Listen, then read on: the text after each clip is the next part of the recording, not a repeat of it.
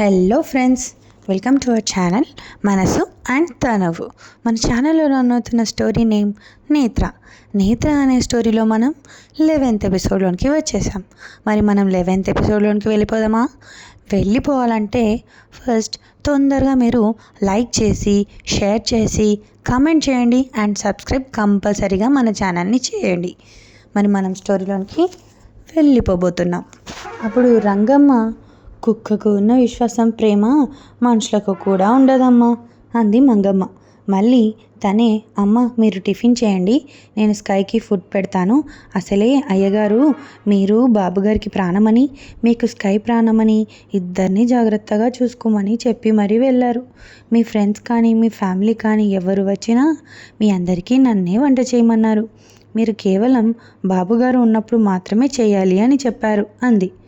అయ్యో, మరి నా ఫ్రెండ్ టూనా ఫ్రైడ్ రైస్ అడిగింది అంది. అయ్యో, అవన్నీ నాకు తెలియదమ్మా, కానీ చేపల పులుసు చక్కగా పెడతాను. అమ్మ మీరు ఇంకేం మాట్లాడకండి అంది. అలా డైనింగ్ టేబుల్ దగ్గర కూర్చొని బ్రేక్ఫాస్ట్ చేస్తూ నేత్ర ఆలోచనలు అన్నీ రానా వైపే.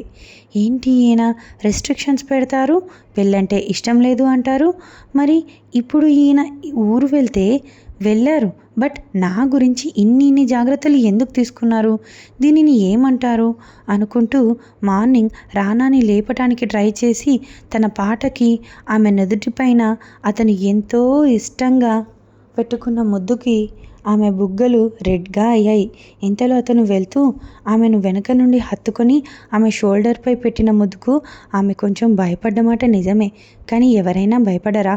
భయపడితే ఈ డాన్కి పెద్ద కోపం అనుకుంటా అంటూ నేత్ర కళ్ళు వాల్చే సిగ్గుపడుతుంటే అప్పుడే నీళ్ళ గ్లాస్తో వచ్చి, మంగమ్మ ఏంటమ్మా మా బాబుగారు గుర్తుకొచ్చి సిగ్గు ముంచుకొస్తుందా, అవునా అంది. అయ్యో అలాంటిదేం లేదు అంటూ సైలెంట్గా తింటూ, మంగ నిన్నొకటి అడగనా అంది నేత్ర. చెప్పండమ్మా అంది మంగమ్మ. అది మీ బాబుగారు ఎందుకు ఆయన కుటుంబానికి దూరంగా ఉంటున్నారు నీకు తెలుసా అంది. అయ్యో తెలియదమ్మా, కానీ బాబుగారికి 12-13 సంవత్సరాల వయసప్పుడు బాబుగారిని తీసుకువచ్చి ఇక్కడ పెట్టారు పార్వతమ్మ గారు. తర్వాత 1 నెలకు ఆవిడ వెళ్ళిపోతే సీతమ్మ గారు వాళ్ళు వచ్చి బాబుతో పాటు చాలా సంవత్సరాలు ఉన్నారు. ఒక 13 ఏళ్ల క్రితం బాబుని వదిలి వాళ్ళ ఇంటికి వెళ్ళిపోయారు. కానీ ఎప్పుడూ నలుగురిలో ఎవరో ఒకరు ఇక్కడే బాబుకి తోడుగా ఉండేవాళ్ళు.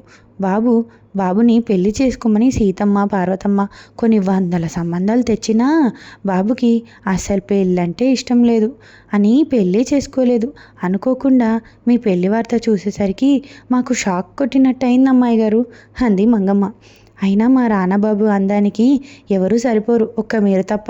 మీరిద్దరూ ఈడుజోడు చాలా బాగున్నారమ్మా అంది. ఎందుకో తెలియదు ఆ మాటకి నేత్ర మనసు ఉరకలు వేస్తుంది. అలా కొన్ని గంటలకు రానా ఓన్ ఫ్లైట్లో ఇటలీ చేరుకున్నాడు. తనతో పాటు బ్రహ్మి కూడా. ఇలాంటి చోటుకు కొత్తగా పెళ్ళైన అమ్మాయితో రావాలి, కానీ మీరేంటి సార్ నాతో వచ్చారు అన్నాడు బ్రహ్మి. ఏమీ లేదు బ్రహ్మి, నీకు తెలియంది ఏముంది చెప్పు. నాకు ఉన్న పలుకుబడికి ప్రపంచంలో ఎప్పుడైనా ఏ మూల నుండి అయినా నా మీద అటాక్ జరగచ్చు.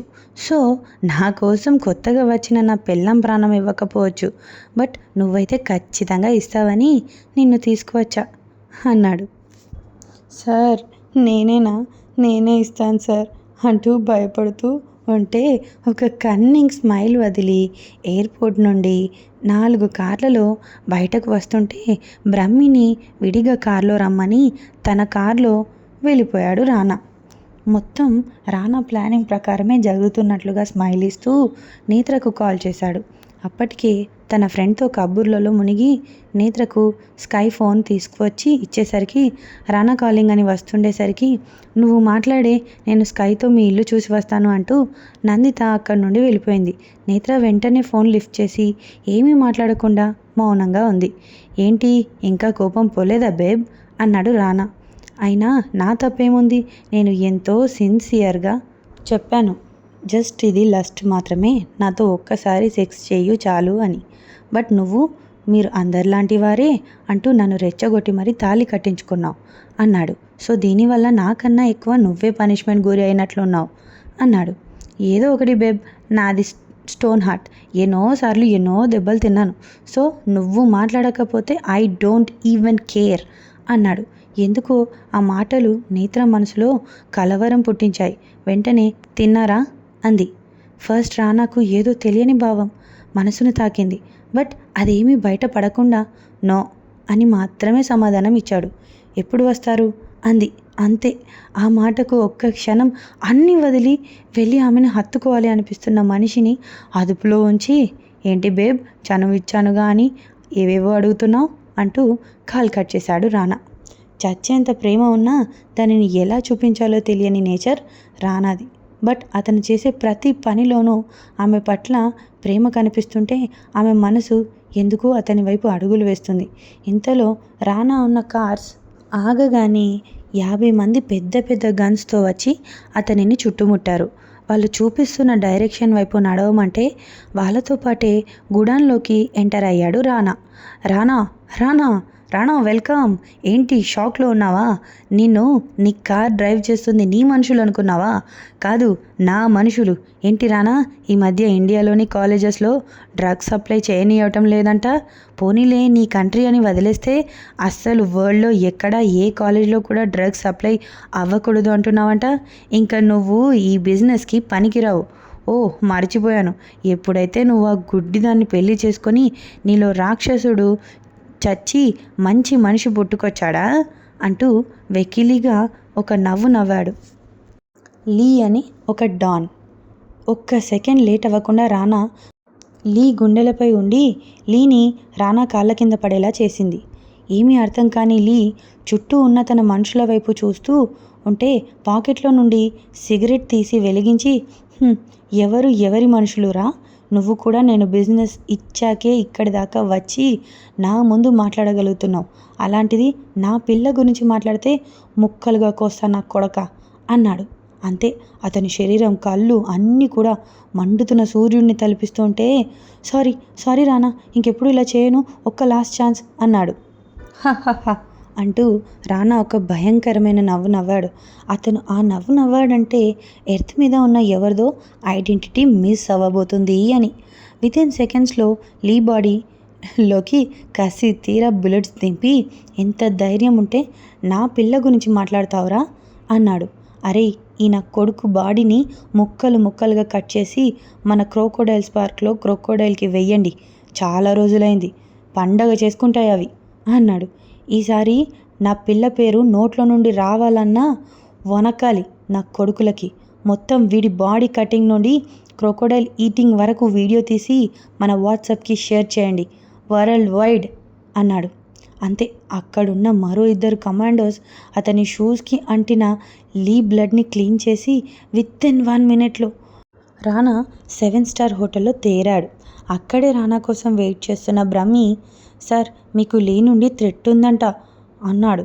అవునా, జాగ్రత్తగా ఉంటాను అంటూ అతి వినయం ప్రదర్శించిన రానా మాటలకు వాడు ఆల్రెడీ గాల్లో ఉంటాడు అని అర్థమైంది బ్రహ్మికి.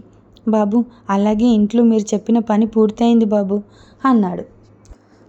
గుడ్ అంటూ చేతిలోకి విస్కీ బాటిల్ అందుకుని టబ్లో పడి బాటిల్ మొత్తం ఖాళీ చేసి వచ్చి బెడ్ మీద వాలిపోయాడు. ఎందుకు మనసు నేత్ర చూడాలి, మాట్లాడాలి అంటూ ఉరకలు వేస్తూ ఉంటే నెమ్మదిగా లేచి ఫోన్ చేతిలోకి తీసుకొని, బట్ ఆమెకు కాల్ చేయలేక ఇంట్లో సీసీటీవీ కెమెరాలో ఆమెను స్కైని హత్తుకొని పడుకుంది. అప్పుడు ఏదో ప్రశాంతతతో నిద్రలోకి జారుకున్నాడు. మార్నింగ్ 11 AM సార్ అంటూ డోర్ నాక్ చేస్తున్న సౌండ్కి మెలకువ వచ్చి, ఏంటి అన్నాడు. సార్, మన షోకి ఇంకా 2 hours మాత్రమే ఉంది అనటంతో, ఐ విల్ బి దేర్ అనటంతో బ్రహ్మి అక్కడి నుండి వెళ్ళిపోయాడు. ఆఫ్టర్ 2 hours ఒక పెద్ద ర్యాంప్ పైన పెద్ద పెద్ద మోడల్స్ నడుస్తూ ఉంటే అక్కడ స్పెషల్ గెస్ట్ అపీరియన్స్లో రానా కూర్చున్నాడు. అంత పెన్ డ్రాప్ సైలెన్స్తో జరిగే ఫ్యాషన్ షో చూస్తూ ఉంటే అనుకోకుండా ఒక మోడల్ కొంచెం నడిచేటప్పుడు తడబడింది. అంతే. అతని కళ్ళల్లో నేత్ర రూపం ఎదురొచ్చేసింది. ఒక్క క్షణం కూడా అక్కడ ఉండలేక యూ క్యారీ ఆన్ అంటూ ఆర్గనైజర్కి చెప్పి బ్రహ్మితో పాటు తన పర్సనల్ ఫ్లైట్లో ఇండియాలో ల్యాండ్ అయి టైం 11 అవ్వటంతో డీప్ స్లీప్లో ఉన్న నేత్రాన్ని చూస్తూ పక్కనే తను హక్ చేసుకొని ఉన్న స్కైని చూశాడు. రానని చూడగానే తోకూపుతూ ఉంటే డిస్టర్బ్ చేయొద్దని సైగ చేసి పక్కకి జరగమని అతని మధ్యలో చేరి ఒకవైపు రానాని ఒకవైపు స్కైని తన షోల్డర్పై తెచ్చుకొని ప్రశాంతంగా నిద్రపోయాడు. ఇది ఫ్రెండ్స్ ఈరోజటి ఎపిసోడ్. చాలా బాగుంది కదా, నచ్చిందనే ఎక్స్పెక్ట్ చేస్తున్నాను. మరొక ఎపిసోడ్తో మళ్ళీ నేను మీ ముందుకు వస్తాను. అప్పటి వరకు మన ఛానల్ని కొంచెం లైక్ చేయండి ఫ్రెండ్స్. మన ఛానల్ నేమ్ తనువు అండ్ మనసు, మనసు అండ్ తనువు రెండు ఒకటే అన్నమాట.